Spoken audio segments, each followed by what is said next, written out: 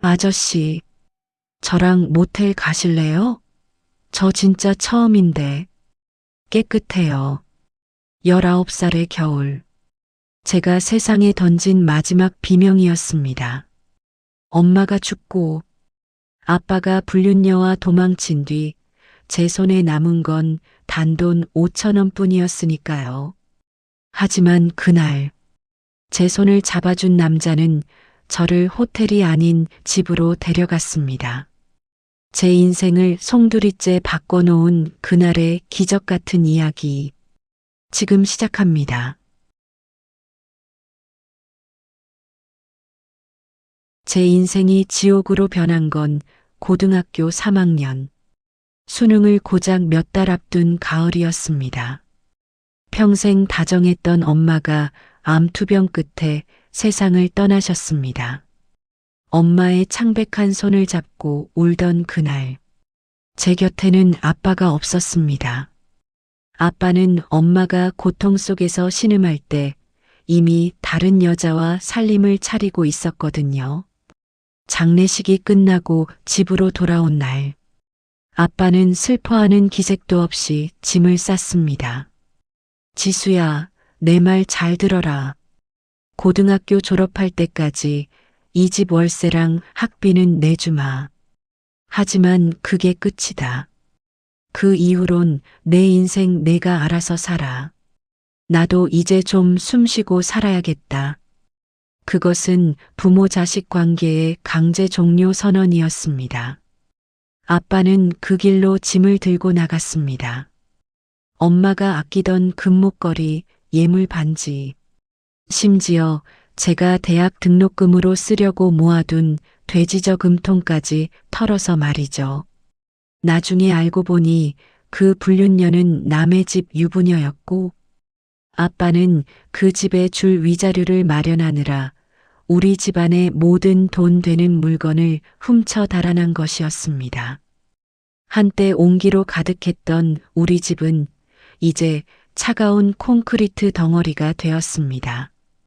텅 빈 집에서 혼자 먹는 컵라면은 모래알처럼 깔깔했습니다.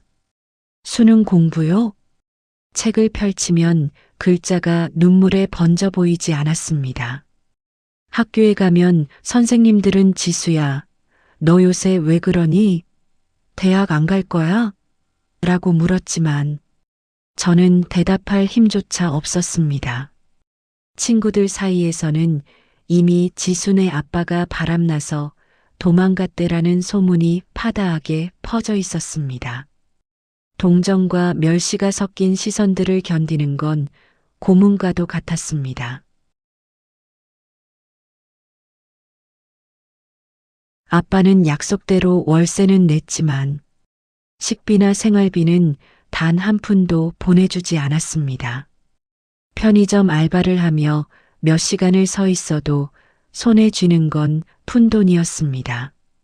날씨는 점점 추워지는데 보일러를 켤 돈이 없어 집에서도 패딩을 껴입고 지냈습니다. 1월이 되어 텔레비전에서 수능 성적표 발표와 대학 합격 소식이 들려올 때 제 마음속에 무언가가 툭 하고 끊어졌습니다. 공부해서 뭐해? 대학 가면 등록금은 누가 내주는데? 당장 내일 먹을 쌀도 없는데. 현실이라는 벽이 저를 사방에서 조여왔습니다.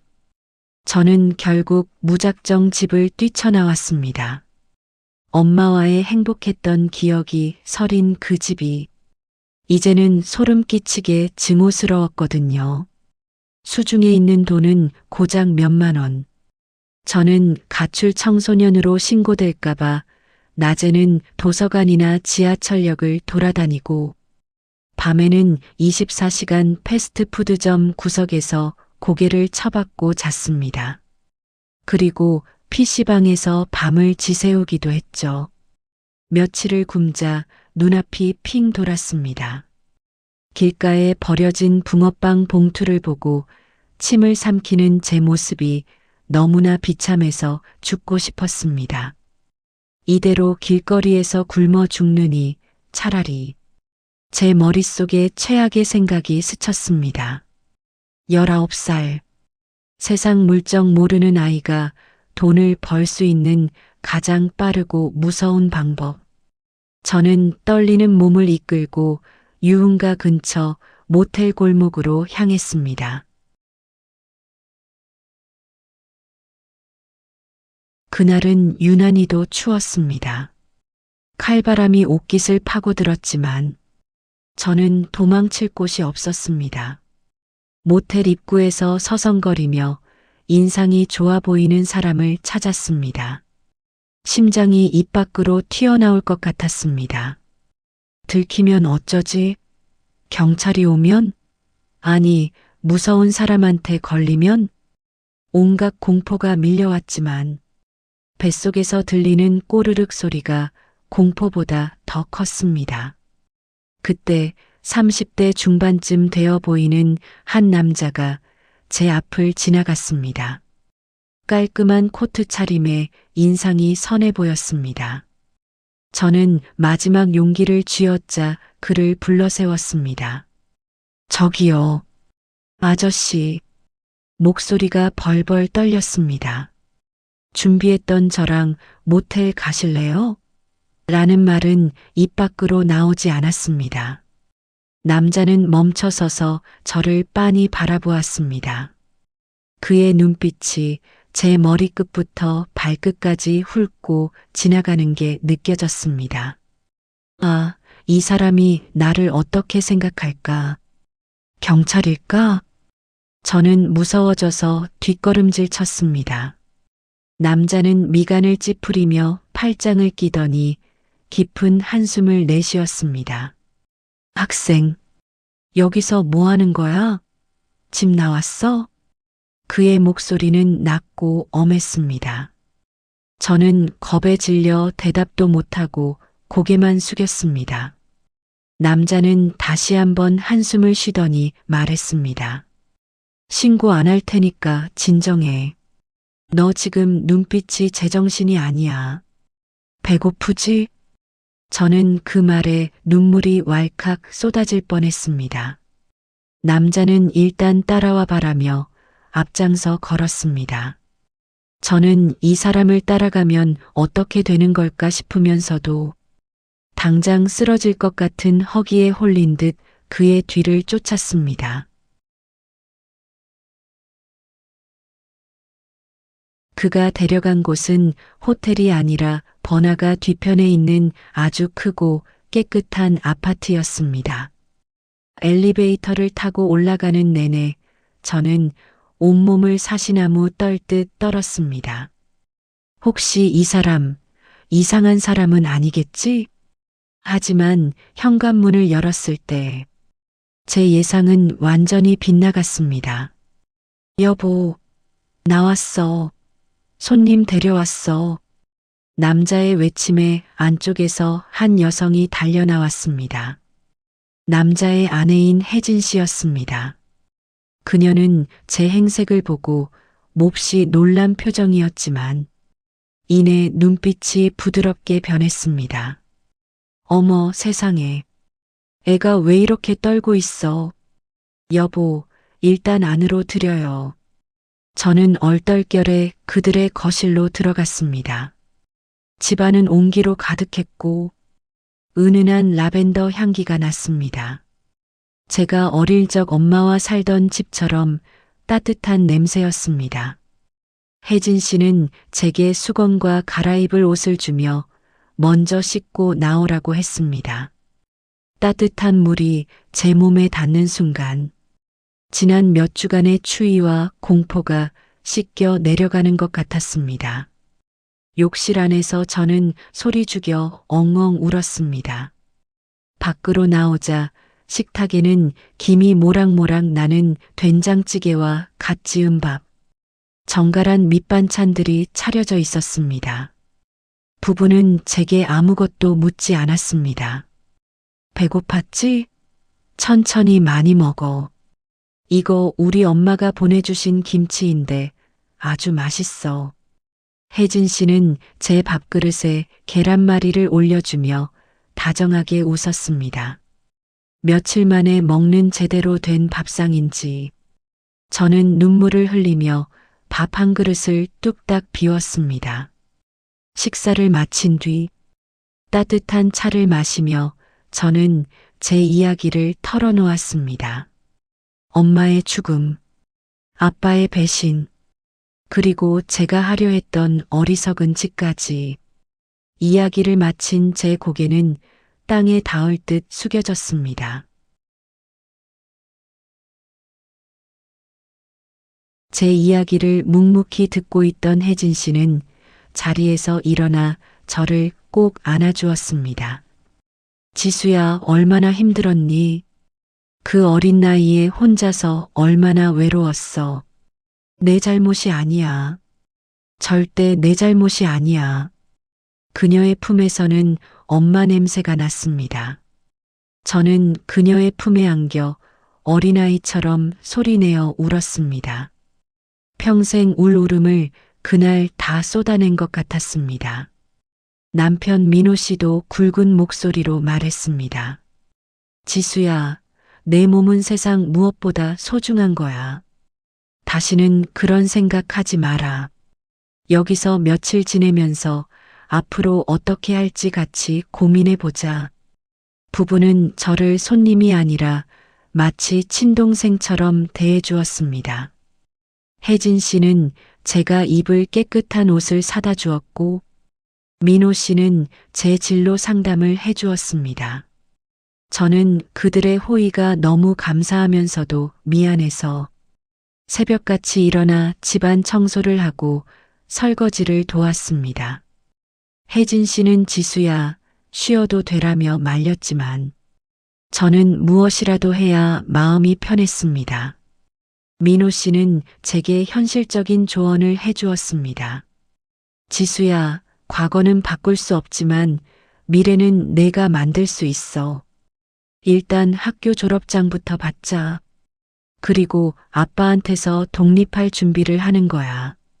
민호 씨는 직접 제 학교에 연락해 사정을 설명해 주었습니다. 다행히 출석 일수가 채워져 졸업장을 받을 수 있다는 확답을 받았습니다. 저는 민호 씨의 도움을 받아 아빠에게 문자를 보냈습니다. 아빠, 저 이제 아빠 안 찾을게요. 대신 제가 살던 집 정리하고 남은 보증금이랑 아빠가 가져간 엄마 물건들 돈으로 환산해서 보내주세요.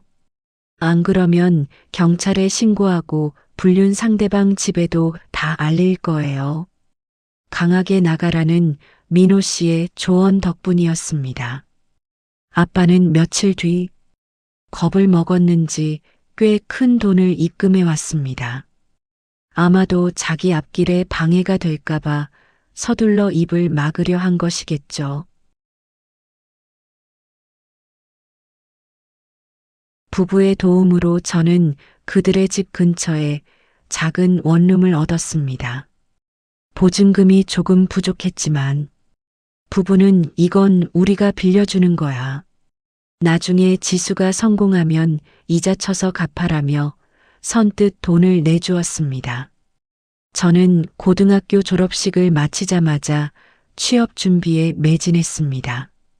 대학 진학은 일단 뒤로 미루고 당장 먹고 살기 위해 전산회계와 커말 자격증 공부를 시작했습니다. 낮에는 식당에서 알바를 하고 밤에는 눈을 비벼가며 공부했습니다. 너무 힘들어서 포기하고 싶을 때마다 혜진 씨가 싸들고 오는 도시락을 보며 마음을 다잡았습니다. 지수야, 오늘도 고생했어. 이거 먹고 힘내. 혜진 씨의 따뜻한 응원은 저를 지탱하는 유일한 버팀목이었습니다. 드디어 몇 달 뒤, 저는 한 작은 중소기업의 격리직으로 정규직 취업에 성공했습니다. 첫 출근을 하던 날, 거울에 비친 제 모습은 예전에 그 생기 없던 소녀가 아니었습니다. 저는 제일 먼저 부부에게 전화를 걸었습니다. 언니, 저 합격했어요. 저 이제 정직원이에요. 수화기 너머로 혜진 씨의 기쁨 섞인 울음소리가 들렸습니다. 취업 후 제 삶은 빠르게 안정되었습니다. 월급을 타면 제일 먼저 부부에게 빌린 돈을 갚아 나갔습니다. 부부는 한사코 거절했지만 저는 제 자존심이에요라며 꼬박꼬박 입금했습니다. 주말이면 저는 부부의 집을 찾습니다. 이제는 제가 맛있는 것을 사들고 갑니다. 민호 씨는 우리 지수, 이제 다 컸네. 정말 대견하다라며 제 머리를 쓰다듬어 주십니다. 혜진 씨와는 카페에 가서 수다를 떨며 시간을 보냅니다. 피가 섞이지 않았지만 우리는 그 누구보다 끈끈한 가족이 되었습니다. 그리고 제게 또 하나의 축복이 찾아왔습니다. 회사에서 성실하고 착한 저를 눈여겨본 직장 동료와 연애를 시작하게 된 것이죠. 그는 제 아픈 과거를 모두 알고도 저를 안아주었습니다. 지수 씨, 고생 많았어요. 이제 내가 당신의 가족이 되어줄게요. 어느덧 시간이 흘러 저는 그와 결혼을 약속했습니다. 결혼 준비를 하며 부모님 자리를 어떻게 해야 할지 고민할 때 민호 씨와 혜진 씨가 제 손을 꼭 잡았습니다. 지수야, 우리가 내 엄마 아빠 되어주면 안 될까? 우리가 내 뒤에 든든하게 서 있을게. 저는 그 자리에서 펑펑 울고 말았습니다. 아빠에게 버림받고 세상에 혼자 남겨졌다고 생각했던 그날. 제가 만난 건 그저 낯선 아저씨가 아니라 신이 보내주신 새로운 아빠였습니다.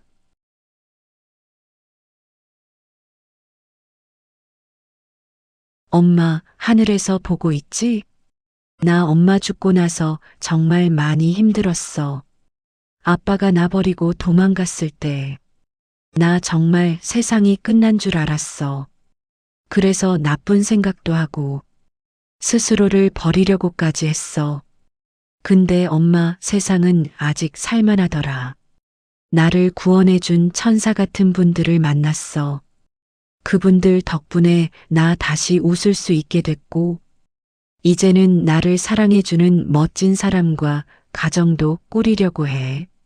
내 결혼식 날, 내 손을 잡아줄 사람은 아빠가 아니라 민호 아저씨야. 그리고 내 옆에서 같이 울어줄 사람은 혜진 언니고, 나 이제 정말 행복해. 그러니까 엄마도 하늘에서 걱정하지 말고 편히 쉬어. 혹시 지금 이 이야기를 듣고 있는 분들 중에 예전에 저처럼 어둠 속을 헤매고 계신 분이 있나요? 절대 포기하지 마세요. 세상 어딘가에는 당신의 손을 잡아줄 누군가가 반드시 있습니다. 당신은 그 자체로 충분히 소중하고 사랑받을 자격이 있는 사람입니다. 제 이야기가 당신에게 작은 희망의 불씨가 되었으면 좋겠습니다.